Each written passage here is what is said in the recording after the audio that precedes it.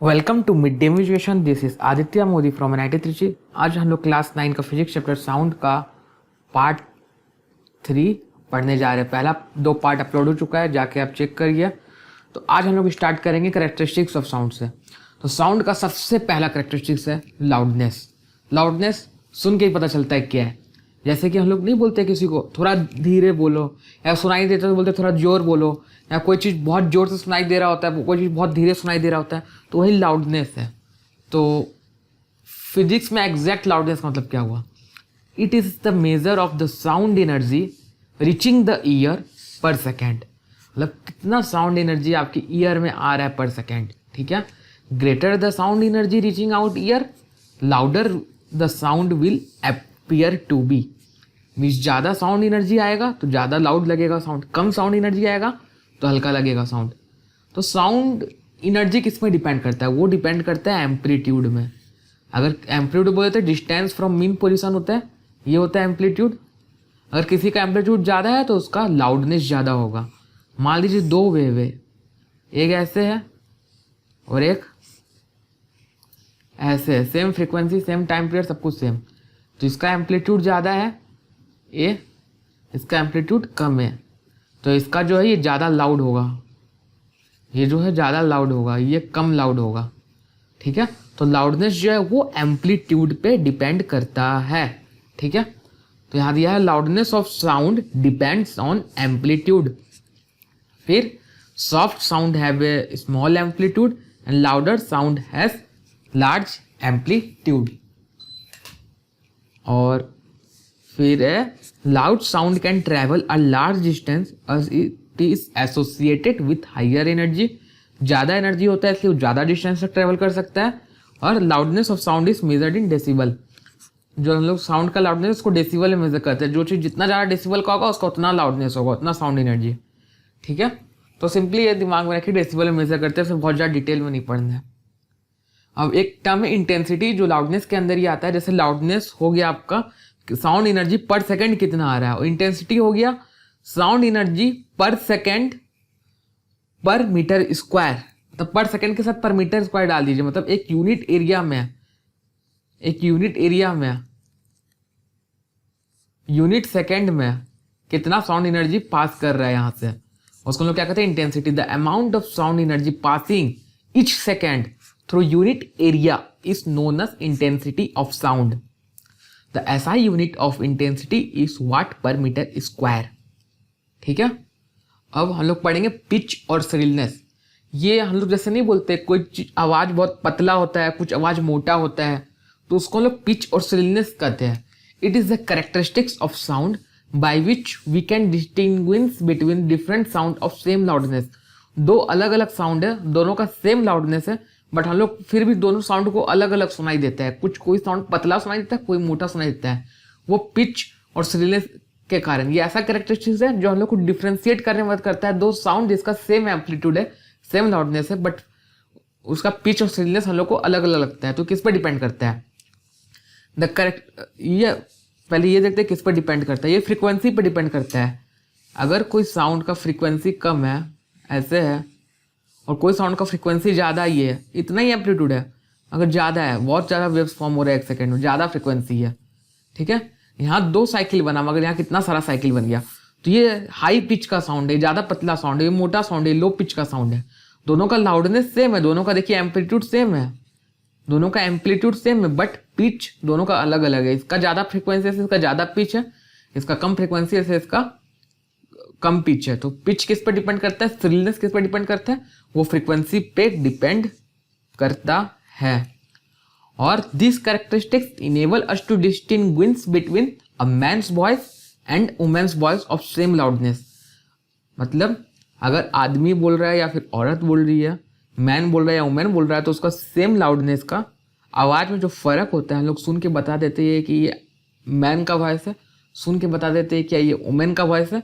वो इसके कारण बताते हैं क्योंकि दोनों का पिच अलग होता है, भले दोनों का आवाज़ एनर्जी जो हो, साउंड जो लाउडनेस हो, वो सेम हो।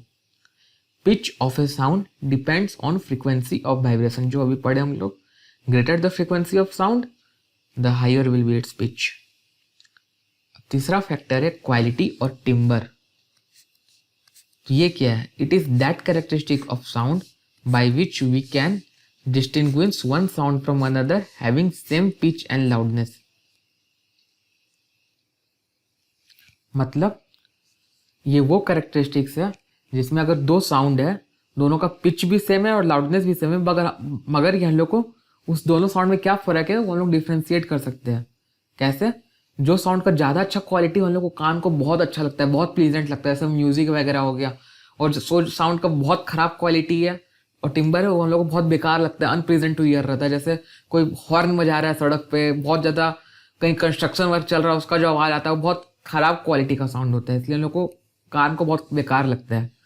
जैसे देखिए, ये मान लीजिए हाई क्वालिटी का साउंड है तो एकदम ऐसे एकदम साफ सुथरा रहेगा, ठीक है।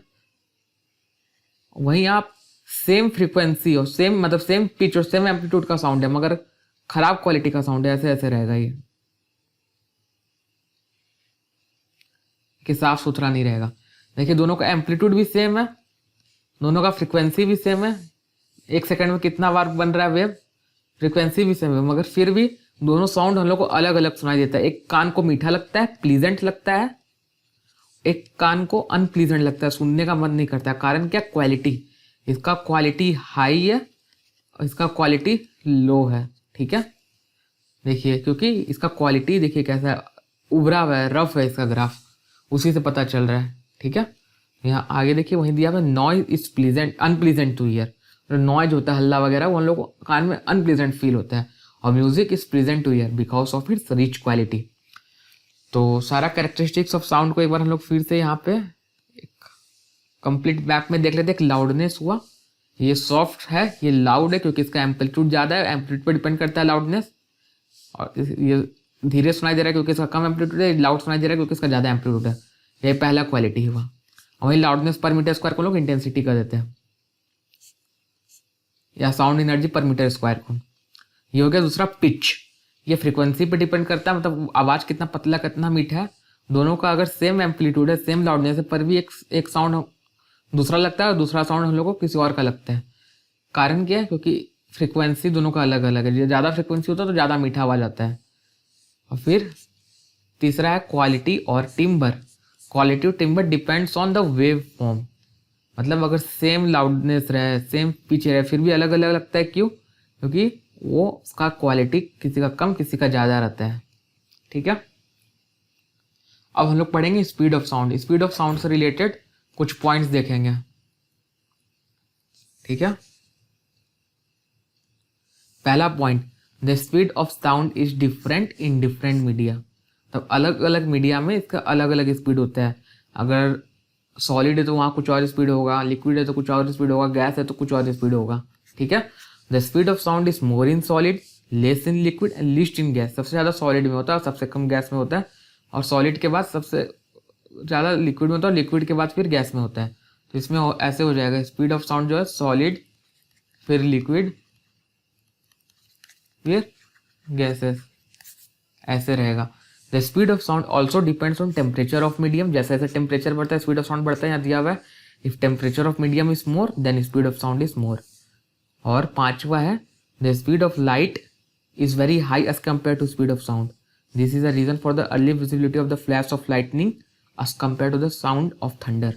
अगर आसमान में जिस दिन बारिश हो रहा होता है और बिजली चमकता है तो गौर कीजिएगा, अगर आप खड़े हैं अपने घर के बालकोनी से देख रहे हैं बिजली को, ठीक है, तो आपको लाइट पहले दिखेगा, कुछ मोमेंट पहले दिखेगा, उसके बाद आपको इस थंडर का आवाज़ सुनाई देगा। कारण क्या है?